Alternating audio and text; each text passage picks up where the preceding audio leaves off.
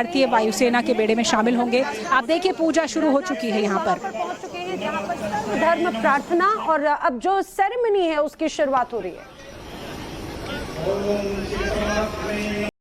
सभी धर्मों के धर्मगुरु यहाँ पर मौजूद हैं। आप देख पा रहे होंगे तस्वीरों में जोधपुर से, और खासतौर से नवरात्र के बीच में जब एक बड़ी सौगात और एक अच्छी शुभ शुरुआत जो होने जा रही है। तस्वीर आप जोधपुर से देख रहे हैं।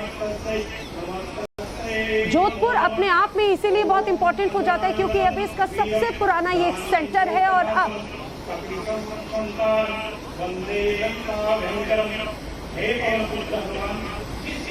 आपने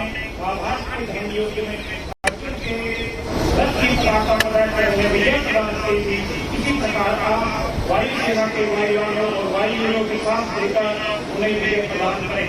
एक परमात्मा आपसे प्रार्थना है कि आपके इस आशीर्वाद से भारतीय वायुसेना में नई हैसियत का आगमन हुआ है।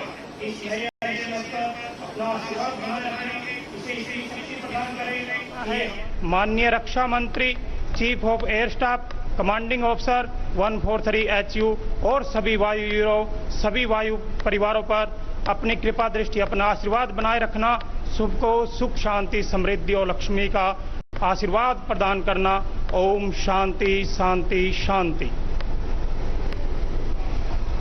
अऊज़ु बिल्लाहि मिनश शैतानिर रजीम। बिस्मिल्लाहिर रहमानिर रहीम। अल्हम्दुलिल्लाहि रब्बिल आलमीन अर्रहमानिर रहीम मालिकि यौमिद्दीन इय्याका नअबुदु व इय्याका नस्तईन इहदिनस सिरातल मुस्तकीम सिरातल लज़ीना अनअमता अलैहिम गैरिल मग़दूबि अलैहिम वलद्दॉल्लीन। बिस्मिल्लाहिर्रहमानिर्रहीम।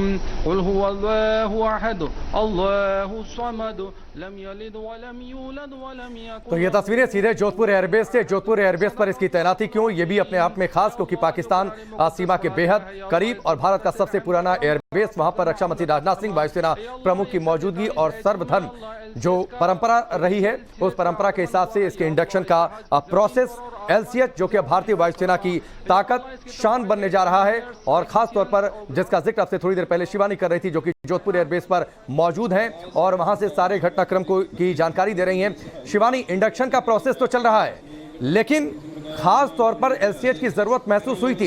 जाहिर सी बात है राजनाथ सिंह के जहन में चल रहा होगा, कारगिल वॉर के समय जरूरत महसूस की गई थी जब दुश्मन चोटियों पर बैठा हुआ था और चूंकि ये लाइट है, वजन में हल्का है, रॉकेट ताक सकता है, ऊंचाई पर जाकर दुश्मनों को मार सकता है, तभी LCH की जरूरत पहली बार महसूस की गई थी। उसके बाद इसका प्रोसेस शुरू हुआ था और आज ये सपना साकार हुआ।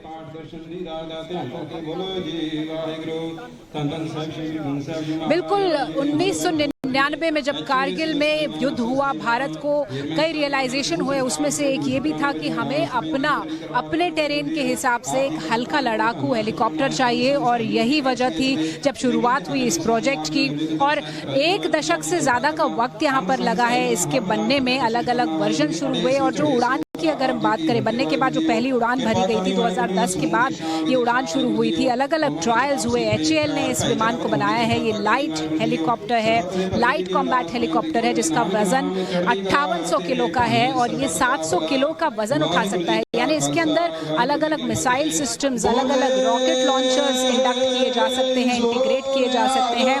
Surface to air, air to air और ATGM तरह के जो इंस्टॉलेशंस हैं वो भी इस पर किए जा सकते हैं। इसके फ्रंट नोजल से जो 20 mm की गन है वो लगाई जा सकती है जो 110 डिग्री रोटेट करती है। इसके अलावा इसके विंग्स पर 70 mm के 12 रॉकेट पॉड्स लगाए जा सकते हैं। ये रॉकेट लॉन्चर्स होते हैं जिन्हें इसमें लगाया जा सकता है। तो भारत की ज़रूरत के हिसाब से, चाहे वो टेम्परेचर्स की बात हो, वेरिएशंस की बात हो, चाहे वो 50 डिग्री का तपता मरुथल हो या फिर -50 डिग्री के लद्दाख के हाई ऑल्टीट्यूड रेंजेस, ये दोनों ही जगह पर बहुत ही कारगर साबित हुआ है अपने ट्रायल्स में।